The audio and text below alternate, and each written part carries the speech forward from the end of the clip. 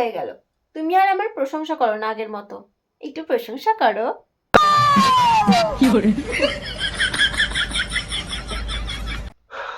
দেখো, তুমি আমার সাহস, তুমি আমার শক্তিও। আচ্ছা, তাহলে আমাকে এটা বলো, হুম, আমি যদি তোমার সাহস আর শক্তি হই, তাহলে বাকি মহিলারা তোমার কি হয়? বাকি সব মহিলারা হলো আমার দুর্বলতা। আচ্ছা,